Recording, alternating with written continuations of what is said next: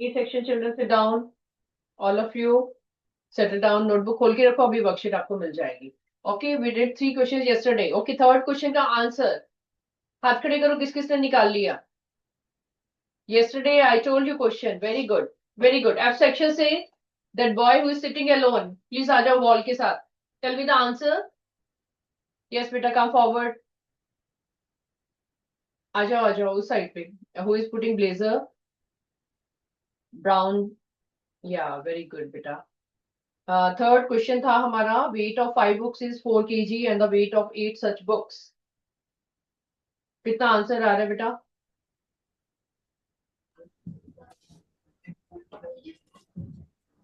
या माइक के पास आओ बेटे, थोड़ा क्लोज, या माइक क्लोज। How much? 6.4, हाथ खड़े करो, किस किस का 6.4 आ रहा है? Very good. Was it direct? क्या ये डायरेक्ट वेरिएशन थी? वेरी गुड बेटा। थर्ड क्वेश्चन का आपका आंसर था, अभी मॉड्यूल आपको मिल जाएगा, you can write down the answer also.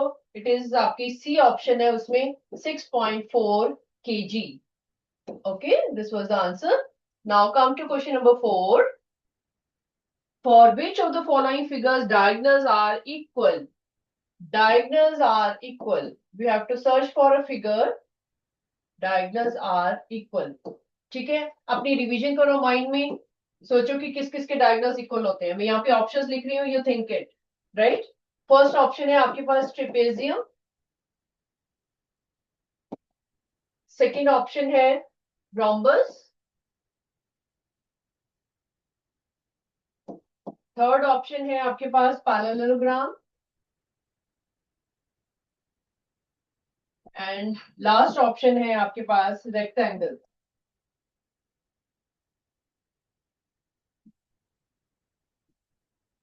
Diagonals are equal. Which figure has the diagonals equal? Ma'am rectangle. Rectangle, हाथ खड़े करो, किसने बताया? बी सेक्शन से बताया किसी ने? Very good, very good. This is a rectangle, सबको प्रॉपर्टीज पता है, सबको ये बहुत ज्यादा हमने डिटेल में किया था।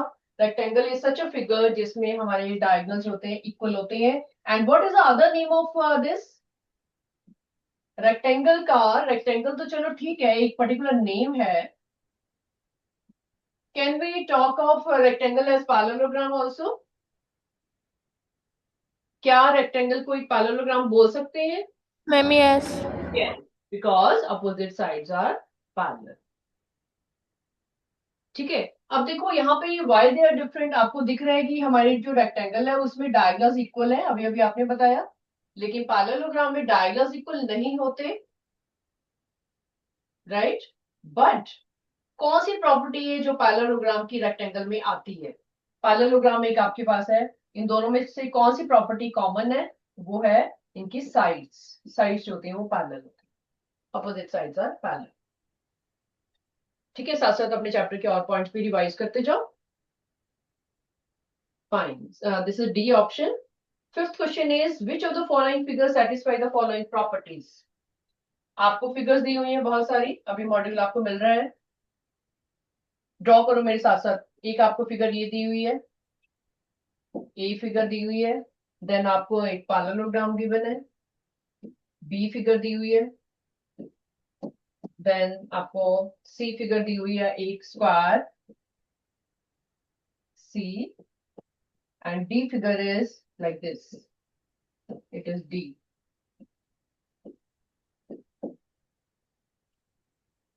ठीक है, ये चार फिगर्स आपको ऑलरेडी वर्कशीट में दी हुई हैं। यू हैव टू सी कि कौन सी सारी की सारी जो मैं प्रॉपर्टीज अभी बताने वाली हूँ वो सारी की सारी किस फिगर में एग्जिस्ट करती हैं, वो आपने देखना है। First is all sides are congruent. First property है all sides are congruent. Congruent, what do you mean by congruent? This is a new name for you, अभी आपने पढ़ा नहीं है 8th क्लास में। हाथ खड़े करो, किसी को पता है कॉन्ग्रुएंट मीन्स? ओके, लिख लो, congruent means equal. Congruent means equal measure. Equal में हो सकता है, थोड़ा सा आपको लगे कि बड़ा छोटा हो सकता है। इक्वल मेजर का मतलब एग्जैक्टली उनकी मेजरमेंट मैच करती है। If one is 7 centimeter, other is also 7 centimeter. One is 60 degree, other is also 60 degree. They can overlap each other. ठीक है। आपके जो रजिस्टर के पेजेस हैं, ऐसा तो नहीं है कोई बड़ा है कोई छोटा है, सारे पेजेस एक दूसरे को ओवरलैप करते हैं ना रजिस्टर में। ठीक है, तो वो सारे क्या हुए, कॉन्ग्रुएंट हुए। कॉन्ग्रुएंट मींस इक्वल मेजर है उनके। सेकंड आपके ऑप्शन है, अब आपको मॉड्यूल मिल चुका है, हाथ खड़े करो किस किस को मिल चुका है। Very good, now you read the option. अभी बी सेक्शन को मिलने वाला है। Very good. अब आपको देखो बेटा, फर्स्ट है आपकी 4 फिगर्स आपको दी हुई है। चारों फिगर्स को आपको ये देख के बताना है कि सारी की सारी प्रॉपर्टी किस में सेटिस्फाई हो रही है। First is all sides are congruent, then all angles are right angles and opposite sides are parallel. Wow, very good, very good. जिनको कंफर्म है कि सी ऐसी फिगर है जिसमें सारी की सारी तीनों प्रॉपर्टीज आ रही हैं, साइड्स भी इक्वल है, एंगल्स भी राइट एंगल है, अपोजिट साइड पैरेलल। ठीक है, तो दिस इज सी ऑप्शन। तो ठीक है, तो you can tick mark here. Square is such a figure. Question number 6. Which of the following figures do not satisfy any of the following properties? Do not. Do not को जरा underline कर लो, ये चीज हो जाती है many times. Do not. ये property नहीं होनी चाहिए, जो प्रॉपर्टी ना एग्जिस्ट करे। All sides are equal. All angles are right angles. Opposite sides are parallel. You are given 5 figures. 5 figures में से आपने देख के बताना है कि इनमें से कौन सी नहीं एग्जिस्ट कर रही है। Ma'am E option. E option, हाथ खड़े करो। वो अग्री कि ई होनी चाहिए। Very good. कल हमने काइट के बारे में दोबारा रिवाइज किया था। काइट ऐसी प्रॉपर्टी है कि फिगर है, ऐसा क्वाड्रिलेटरल है जिसमें अपोजिट साइड्स पैरेलल नहीं होती। ठीक है, तो इससे प्रॉपर्टी से आपको पता चल रहा है कि सिर्फ ये ई के लिए एग्जिस्ट कर रहा है। Question number 7। I will call the name now. ठीक है, ज्यादा मुश्किल क्वेश्चन नहीं है, आपकी रिवीजन हो रही है। A section Sumit Sehgal, tell me question number 7। A section Sumit बेटा। या the pair of coordinates are written as,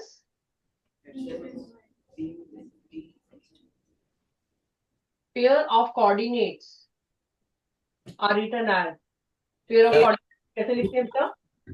ma'am A option. A option, that is X Y. कौन से चैप्टर का क्वेश्चन है ये। Line graph. Line graph. Line graph में आपको ये पेयर्स दिए होते हैं, दो दो वैल्यूज गिवन होती हैं, you plotted in the graph. Very good बेटा, sit down and you write it as, एक एक्स की वैल्यू होती है, एक वाई की वैल्यू होती है। 8th question, which axis runs horizontally. X axis, कोई डाउट ही नहीं है इसमें। Sorry, A option. 8th question, A option. Horizontally हमेशा हम एक्स एक्सिस लेते हैं, वर्टिकली हमारा वाई एक्सिस आती है। 9th is data that changes continuously over period of time is displayed by, data कोई भी आपको इंफॉर्मेशन दी हुई है, height of children की, may be number of students की इन अ स्कूल, राइट। जो भी डाटा आपको दिया हुआ है, it is changing continuously over period of time, change होता जा रहा है, जैसे time and temperature, speed and distance, speed and time. Line graph, very good, is line graph. क्योंकि ये पिकुलियर नेम है, this is a line graph, आपको बताता है कि वो कंटिन्यूस चेंज होता जा रहा है, क्योंकि आपकी जो लाइंस आती हैं, समटाइम यहाँ पे आ गया पहुंच गया, यहाँ पे आ गया, समटाइम डाउन हो गया, फिर अप हो गया, तो वो ये सारी चीजें ये जो चलती आ रही है, हो सकता है कहीं आपको स्टेट दिखे, अप आ गया, वो कंटिन्यूस चेंज हो रही है, कभी अप हो रही है, कभी डाउन हो रही है, कई बार इंक्रीज ही होती जा रही है, कई बार डिक्रीज ही होती जा रही है। ठीक है, तो कंटिन्यूसली चेंज हो रही है over a period of time, जैसे जैसे टाइम चेंज होगा, चेंज होता जा रहा है। Come to assertion reason. Assertion reason, question number 10. Variables whose values depend upon the values of the other variable are called dependent variables. True. True. किसी को doubt है इसमें? कल हमने डिस्कस किया था कि जब दो चीजें आपस में, दो वेरिएबल्स आपस में डिपेंडेंट होते हैं, जैसे हमारा x is proportional to y। अब जो आपने डिपेंडेंट वाली सेंटेंस पढ़ा है ना, उसका मतलब ये है एक्चुअली, उसके साथ ही लिख लो, आपको पहचान रहेगी। Directly proportional to y, variable whose value depend upon the value of the other variable. x हमेशा y के ऊपर डिपेंडेंट रहेगा या फिर y x के ऊपर डिपेंडेंट रहेगा। Both are interrelated, both are directly varying with each other. ठीक है, this is true. Reason, the relation between a dependent and an independent variable is shown through a graph. True. True. हाथ खड़े करो जिनको लग रहा है yes, true है, कोई डाउट तो नहीं लग रहा। वेरी गुड, आपने लाइन ग्राफ पूरे के पूरे चैप्टर में यही पढ़ा है कि एक वेरिएबल दूसरे के ऊपर डिपेंडेंट है, तो हम कैसे उसको ग्राफ के ऊपर बनाएंगे। So this is B option. This is reason and this is the option. Second one, 11th question. The sum of the measure of exterior angles of any polygon is 360 degree. बहुत question किए थे आपने। I'm true. हाथ खड़े करो जो कह रहे हैं कि ट्रू है। Yes, कोई डाउट नहीं है, बहुत क्वेश्चन किए हैं आपने। Assertion is true. These the sum of interior angles of a quadrilateral is 360 degree. True. True.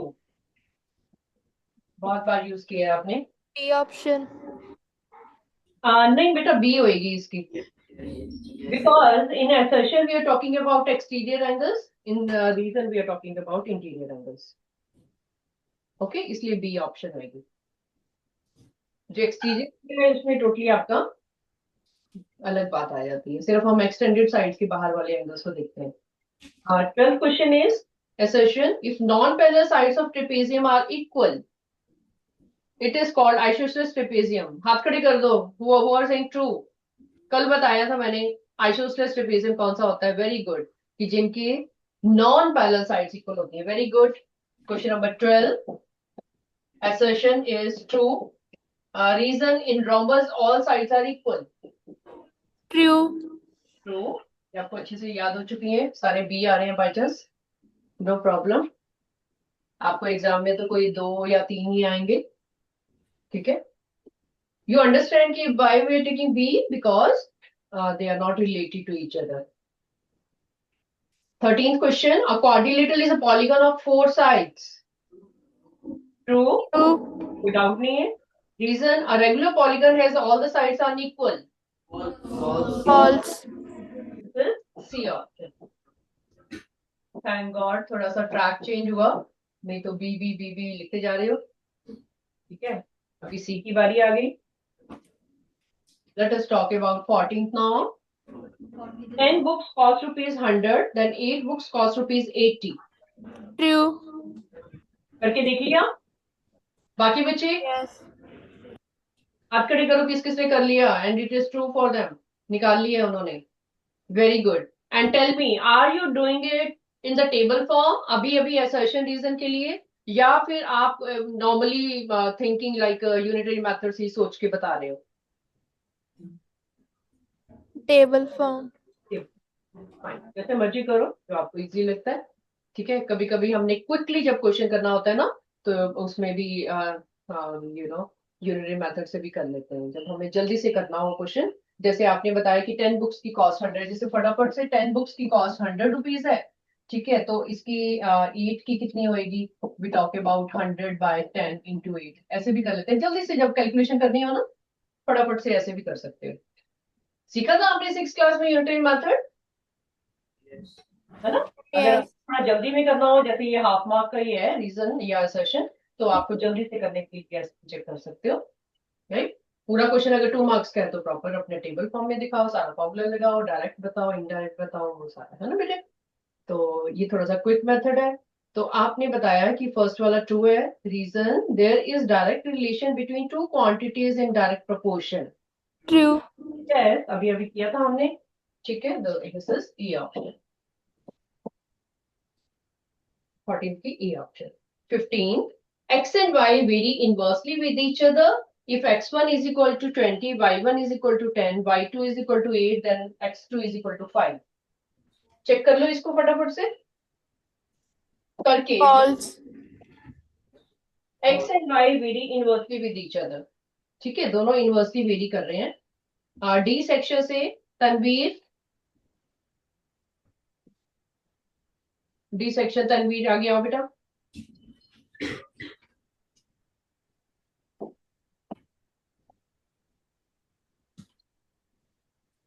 Mic on करो. Good morning ma'am. Morning. Good morning.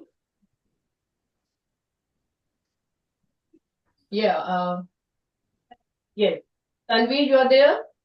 Ma'am yes. Okay बेटा, कैन यू टेल मी कि इसमें क्या formula लग रहा है assertion में? x1 y1 is equal to x2 y2. बिल्कुल ठीक है. तो क्या आपका ट्रू आ रहा है? No. No, this is false. ठीक है, और फॉर्मूला सबको पता है. x1 y1 is equal to x2 y2. बहुत बार आपने यूज कर लिया. थैंक यू बेटा. Please sit down. Next is reason and inverse proportion shows indirect relation between two quantities and direct proportion shows direct relation. ठीक है, बहुत बार कर लिया आपने. Reason is True. D option. False and true D option हो जाएगी. ठीक है, चलो next is your case study. Case study ध्यान से पढ़ना है, पूरी स्टोरी रीड करनी है. What are they talking about, क्या गिवन है इसमें, फिर इसके बेस पे हम क्वेश्चंस करेंगे. Okay, so I am reading it. Deepak and his family went on a, अगर आपको ऑन नहीं, वहां पे ओ है तो ओ वन कर लो. On a road trip by car. They visited 4 cities. City 1 was 500 kilometers away from their home. The petrol tank in their car has a capacity of 35 liters. The car runs 20 kilometers in 1 hour. 1 liter. बहुत सारी information दी हुई है. अभी हमने table नहीं read किया, लेकिन हमें ऊपर से ही हमें बहुत सारी इंफॉर्मेशन दी हुई है. Let us right it. इसकी थोड़ी समरी बनाते हैं ताकि हमें शॉर्ट फॉर्म में पता चले क्या क्या दिया हुआ है. ठीक है. They visited 4 cities. City 1 was 500 kilometers away from their home. ठीक है, home to city 1 it is 500 kilometers. City 1, ठीक है, 500 किलोमीटर दूर है. एंड दूसरी इंफॉर्मेशन आपको दिया हुआ है, the petrol tank in their car has a capacity of 35 litres. ठीक है, कैपेसिटी ऑफ कार समरी बना लो इसकी. 35 liters. And they are saying the car runs 20 kilometers in 1 liter. In 1 liter, distance कितना कवर होता है? Is equal to 20 kilometers. ये information हमें दी हुई है, फिर आगे हम क्वेश्चंस में इसको यूज करेंगे. ठीक है, अब आपको टेबल दिया हुआ है. टेबल 1 में सिटी 1 है. City 1, 2, 3 and 4. City 1 is distance traveled by car 500 kilometers, 1000 kilometers. ये सारे किलोमीटर्स हैं. And this is 1500 and this is 2000 kilometers. आपको ये पता चल रहा है यहाँ पे distance travelled by car city 1 तक उसने 500 किलोमीटर कवर किया, क्योंकि घर से जो सिटी 1 का जो डिस्टेंस था दैट वाज 500 किलोमीटर. सिटी 2 तक उसने कितना कवर किया? 1000. सिटी 3 तक 1500. सिटी 4 तक 2000. Can you see any relation? Numbers के बीच में कोई रिलेशन दिख रहा है आपको? क्या पता चल रहा है आपको इससे? टेबल को अगर हम ध्यान से देखें, हमारी ऑब्जर्वेशन क्या है, हमें क्या पता चलता है कि कितना कितना There is difference of 500 kilometers. 500 का आपको डिफरेंस पता चल रहा है ना. यहाँ पे आपके पास 500 प्लस 500 हो गया. Ma'am, they are in direct variation. Direct variation, yes. यहाँ पे आपके पास क्या है? 1000 था, 1000 प्लस 500 हो गया. एंड यहाँ पे आपके पास हो गया 1500 प्लस 500. बड़ा यूनिफॉर्मली जो है वो इंक्रीज हो रहा है, 500 की उससे इंक्रीज हो रहा है। ठीक है, from city 4 they travelled 500 kilometre to reach home. City 4 के बाद दे ट्रेवल्ड होम, घर तक कितना ट्रेवल किए, 500 किलोमीटर। ये डिस्टेंस भी बीच में इंक्लूड होगा। सिटी 4 तक तो वो गए थे घूमने, लेकिन सिटी 4 के बाद they reached home back, that was also distance covered was 500 kilometer. Okay, so this is a table जो आप use करोगे नीचे। From then first question is how many liters of petrol did they use to complete the road trip? G section, G section, last boy, middle row.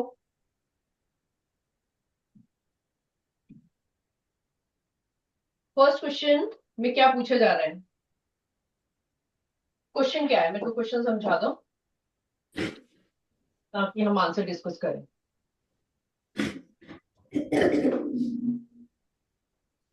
Mic on करो। What are they asking? How many litres of petrol did they use to complete the road trip?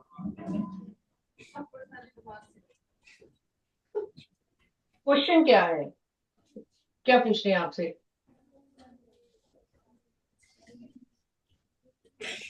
नहीं पता? चलो Yes. हाँ जी बेटा, अब बताओ question का meaning क्या है?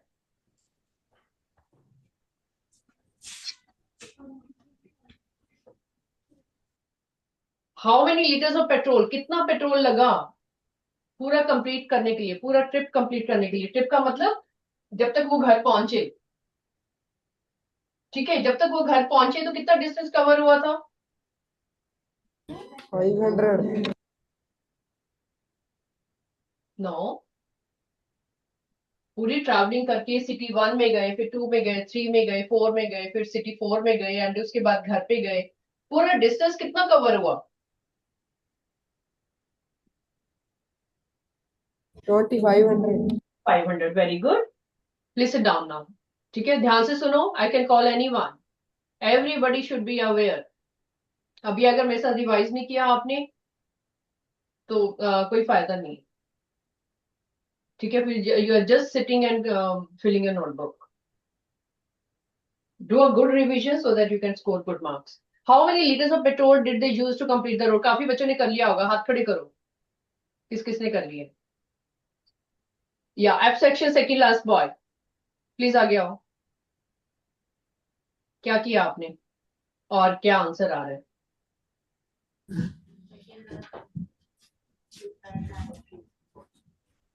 by using direct variation. हाँ हाँ बोलो, दोबारा बोलो बेटे, थोड़ा लाउडली बोलो। By using direct variation. Okay, फिर क्या करना चाहिए हमें? 1 liter kilometer cover by distance. X is 1 and y1 20. अच्छा okay, sit down, sit down. यहाँ पे किसकी बात हो रही है बेटा? डिस्टेंस और पेट्रोल की बात हो रही है कि कितना पेट्रोल उसको लगा। तो यहाँ पे इन क्वेश्चंस में if you want you can do that way also कि 25 आपको दिया हुआ है कि आपको 1 लीटर पेट्रोल लगता है आपको। ठीक है, for 20 kilometre distance, 20 kilometre distance के लिए कितना पेट्रोल लगता है? ये दिया हुआ था ना आपको, ऊपर लिखा था हमने 1 लीटर। तो पूरा डिस्टेंस कितना कवर किया उन्होंने? 2500। 2500 के लिए कितना पेट्रोल लगेगा? 1/20 into 2500. Okay, you can use in this way also. ऐसे इजी है सोचना आपको, क्योंकि जो कंडीशन दी हुई है उसको अप्लाई कर सकते हो। अगर इनको कोई नहीं समझ आ रहा कि डायरेक्ट करें या क्या करें, क्योंकि ये केस स्टडी क्वेश्चन है। You can do in this way also. 20 kilometre का पेट्रोल 1 लीटर दिया हुआ है आपको, 2500 किलोमीटर का पेट्रोल आपने फाइंड आउट करना है। 125 liter. 125 बार, ठीक है, 125 litres. I am giving you an opportunity कि आप केस स्टडी में ऐसे भी कर सकते हो। Are you finding it easier this way? For this question, specially for this question, ठीक है। Second part is the family travelled 500 kilometre in a day. एक दिन में वो सिर्फ 500 किलोमीटर ट्रेवल करते हैं। What is the smallest number of days in which the road trip can be completed? 2500 kilometre के लिए कितने दिन लगेंगे, ये फाइंड आउट करना है ना आपने। रोड ट्रिप का मतलब 2500 kilometre. They are asking number of days for 500 kilometer, for 500 kilometer days कितने हैं, 1 for complete trip that is for 2500 kilometer कितने days होंगे, 5 days। ठीक है, ये तो छोटे बच्चों वाले क्वेश्चन हो गए ना, जैसे स्मॉल क्लासेस में आपने किए थे। 5 days।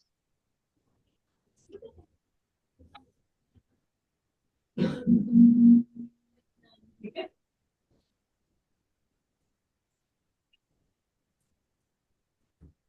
Question number C part, the car travelled at a uniform speed of 25 kilometre per hour. ये तो पूरा आपका ना वो फिजिक्स का न्यूमेरिकल हो गया, the way you do in that.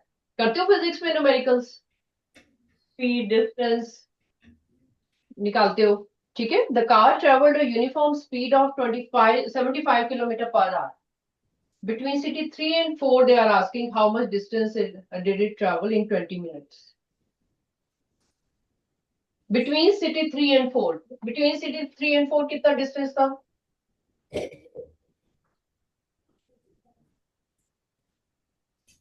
city 3 and 4, see the car traveled at a uniform speed of 75 kilometer per hour, तो 1 hour की, in 1 hour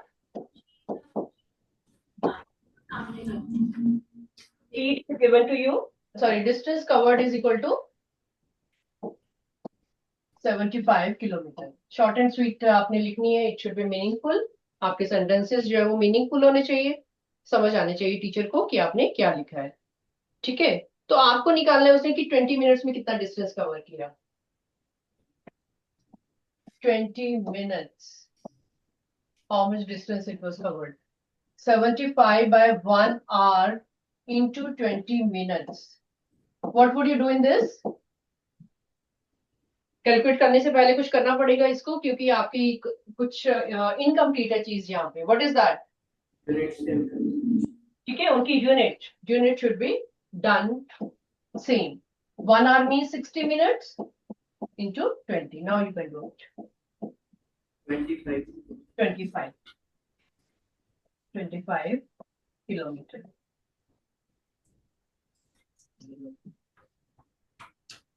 किसी को डाउट है टिल हियर, किसी ने कुछ पूछना है इस क्वेश्चन में, ये केस स्टडी आप फर्स्ट टाइम कर रहे हो,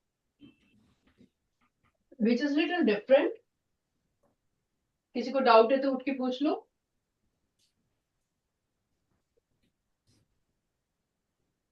it means you are understanding. D part, the family started their journey from city 3 at 10 a.m. From city 3 they started. From city 3 they started at 10 a.m. Time आपको दिया हुआ है। By what time will they reach half the distance to city 4? Half the distance to city 4 कितना होगा? Half the distance to city 4 is equal to 250 kilometre, क्योंकि आपको पता है टेबल से कि सारे 500 किलोमीटर पे सारी सिटीज हैं। एक सिटी का दूसरी सिटी से 500 किलोमीटर का डिस्टेंस है, तो ये हाफ सिटी तक पहुंचे हैं, तो इसका मतलब उन्होंने 250 डिस्टेंस कवर किया है।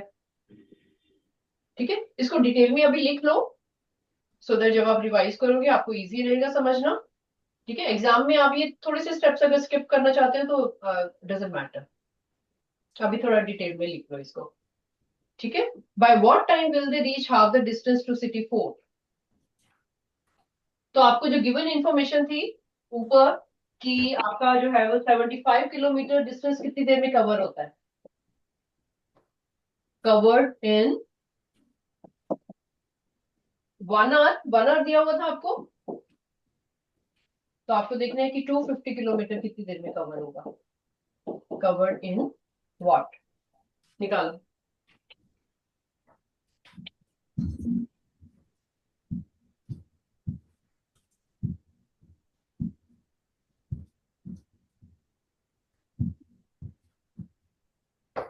इसको you can do, I am giving you a hint, this is you are writing it as this ना, इसको ऐसे लिख रहे हो आप, तो इसको 60 भी कर सकते हो, मिनट्स में कन्वर्ट कर लो।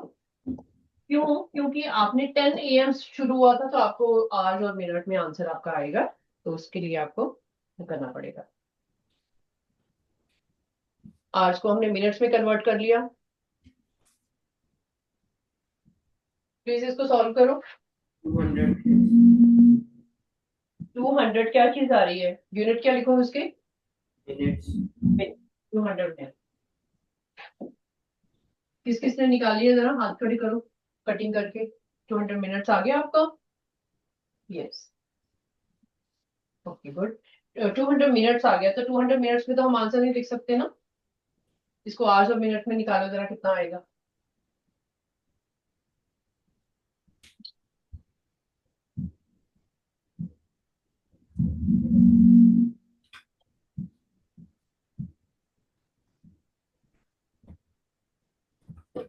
Write down 200 minutes.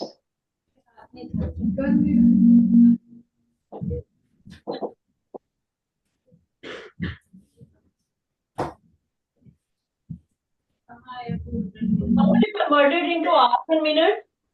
200 मिनट्स को कैसे कन्वर्ट करोगे आवर्स और मिनट्स में? आप आंसर 200 मिनट्स तो नहीं लिख सकते ना, क्या करोगे इसको? यू कैन डू, अगर आप न्यूमेरिकल भी करते हो अपना साइंस में, आपको इसको पता है कि 60 मिनट्स होते हैं 1 आवर में, ठीक है? तो you can do like this, 60 plus 60 plus 60 कितना हो गया ये? 180, राइट? प्लस हाउ मच, कितना रह गया उसमें से? 3 hours. 20। आपका क्या बना ये क्या बने हैं आपके? 3 hours 20 minutes। लिखो इसको डिटेल में, आपको पता रहेगा कि how this 3 hours have come. ठीक है, 60 मिनट्स आपके जो है वो 60 60 60 3 hours। बाकी जो 20 मिनट्स बचे हैं उनको मिनट्स में आंसर कर दो। तो आप अब इमेजिन करो, टेल द टाइम कि आपका किस टाइम पे होगा 10 AM के बाद। 3 hours 20 मिनट्स काउंट करो। 20. 1:20 p.m. 20 PM। ठीक है, this is the way to do. थोड़ा मैंने डिटेल में करवाया है ये, ताकि आपकी कैलकुलेशन यू कम टू एक बार समझ आ जाएगी, फिर आप डायरेक्टली आंसर भी लिख सकते हो, कोई प्रॉब्लम नहीं है। ठीक है, ये कैलकुलेशन पार्ट में काफी गलती होती है स्टूडेंट्स की, because they try to reach the answer directly, या फिर रट्टा लगा लेते हैं कि ऐसा क्वेश्चन आएगा तो यही आएगा इसका। ठीक है, डोंट डू लाइक दैट। आपने आगे एग्जाम्स और भी देने हैं, आपको अंडरस्टैंडिंग डीपली होनी चाहिए कि कैसे स्टेप्स आते हैं। ठीक है, this case study is over. Let us do now subjective.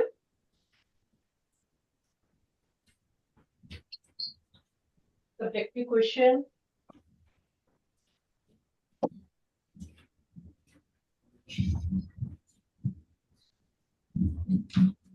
Children who are understanding maths very well, पूरे स्टेप से अच्छे से कंसेप्ट क्लियर करते हैं, they can do very well in science also. कोई डाउट ही नहीं है उसमें।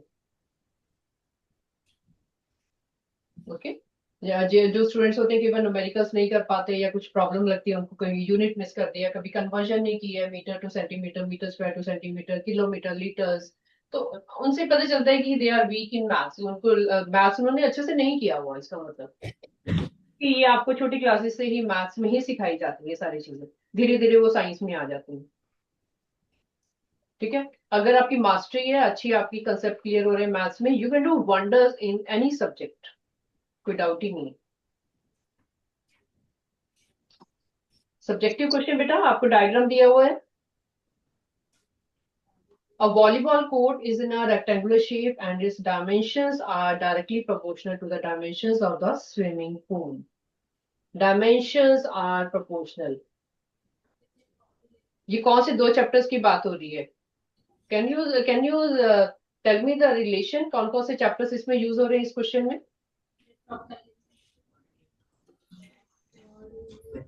Can you relate? Mensuration and coordinators. Mensuration and coordination. And this also directly question दिया हुआ है आपको. What is that? Variation. कौन सा चैप्टर है? Variation, right? वेरिएशन में आपने पढ़ा है ना ये सारा, right? There are two figures, one is given to you जिसकी डायमेंशंस हैं आपकी 18 metre. You also draw it in the notebook and this is 9 metre. This is your court and next is swimming pool. उसकी dimensions आपको दी हुई हैं.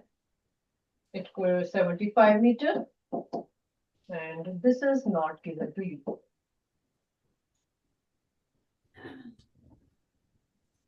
Dimensions are proportional to each other. Find the width of the pool. Width of pool you have to find out. You have to find out.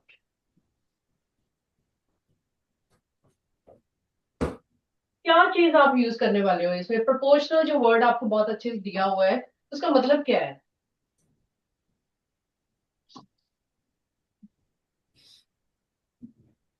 अब आपने इतना पूरा chapter पढ़ लिया वेरिएशन वाला, आपको क्या अंडरस्टैंडिंग हो रही है कि जब हम बोलते हैं कि डायरेक्टली प्रोपोर्शनल है, इसका मतलब क्या हुआ?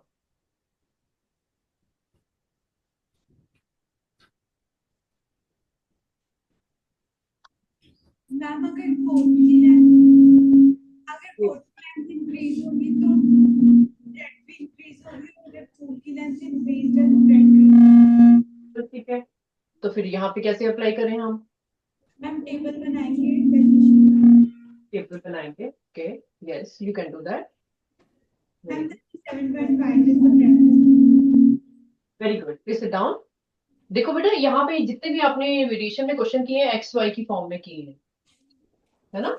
अब यहाँ पे एक्स और वाई की जगह क्या चीज यूज हो रही है? आपकी एल और बी यूज हो रही है. L is directly proportional to B. ठीक है, L is directly proportional to B का मतलब है कि जैसे जैसे एल होगा आपका L1 by B1 is equal to L2 by B2. ये आपकी बी चीज जो है वो यूज हो रही है. जैसे आप x1 by y1 is equal to x2 by y2 करते थे, यहाँ पे आपका L और B की बात हो रही है इस क्वेश्चन में. तो बना लो table. Do it and find the value.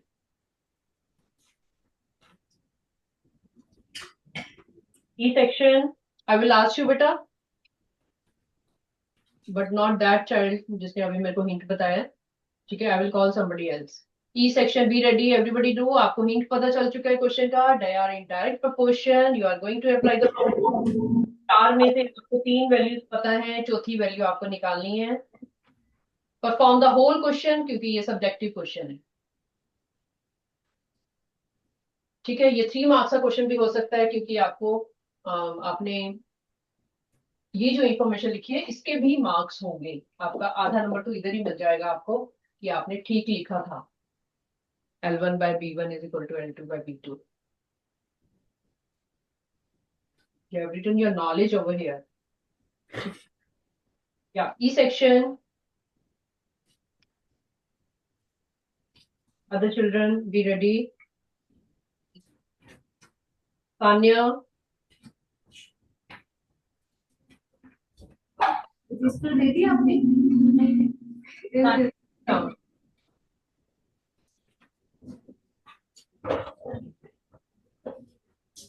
Have you found beta?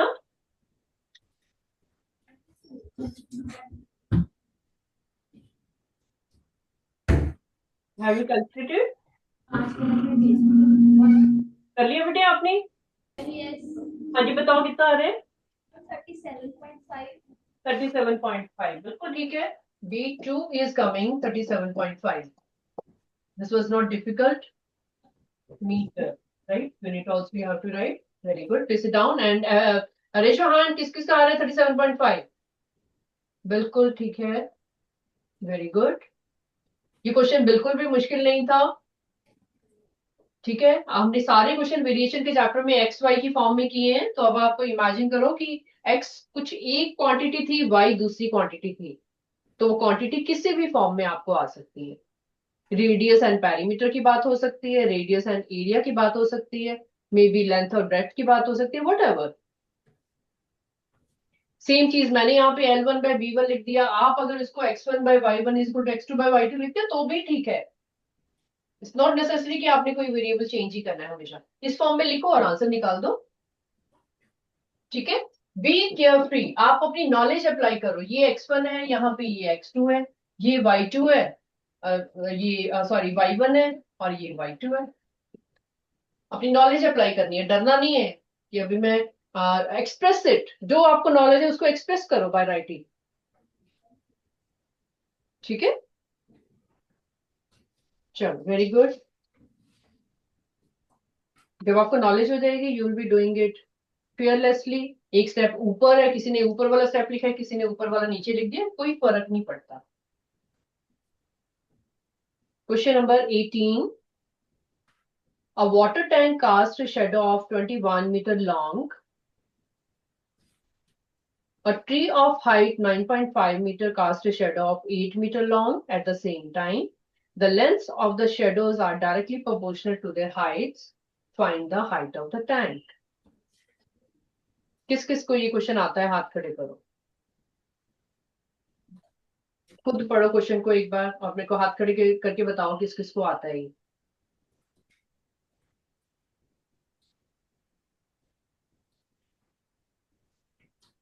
Is it difficult? Tree और वाटर टैंक की बात हो रही है, दो चीजों की बात हो रही है, उनकी हाइट और शेडो की बात हो रही है, और ये भी बताया हुआ है कि ये डायरेक्टली प्रोपोर्शनल है. बहुत सारी इंफॉर्मेशन दी हुई है. Start doing. Very good. एक को एक्स ले लो, एक को वाई ले लो. Very good. करो, ट्राई करो.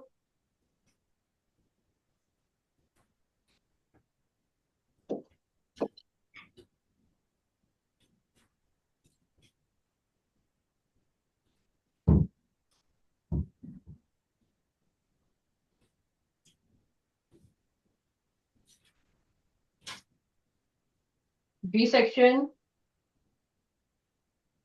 B section. Aman Jain. Absent. Manvi. B section.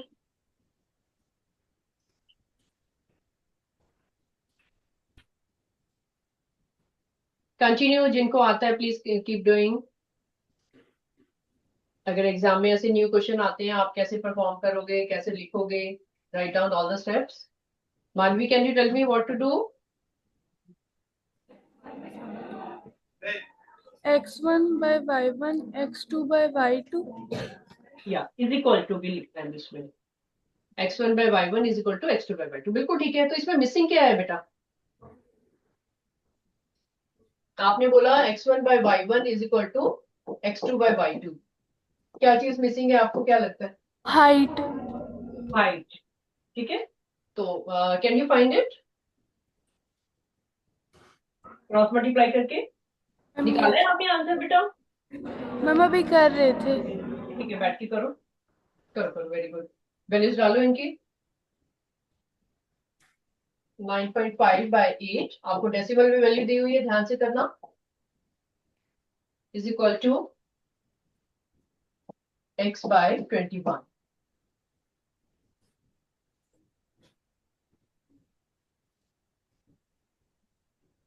ठीक है. ये लास्ट क्वेश्चन है आपका, इसको फिनिश कर लो.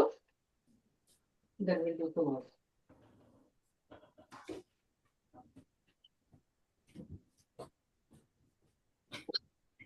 Cross multiply.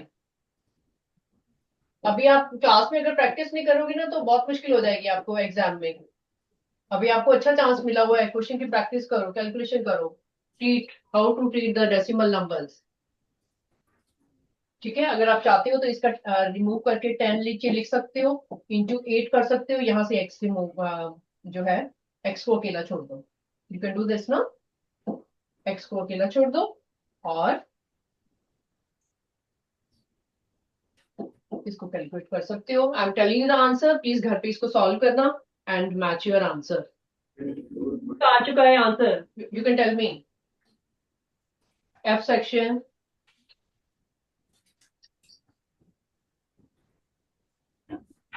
निकाला किसी ने आंसर बेटा? वो आर डूइंग फास्ट। 24.91. 24.9 मीटर, 24.9 कर रही है, प्लीज कंप्लीट एट होम और आंसर मैच करना अपने आप इसको करके, देन मैच इट।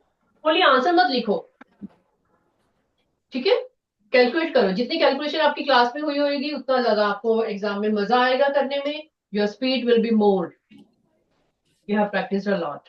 ठीक है बेटा, चलो see you tomorrow, please revise till here all the questions.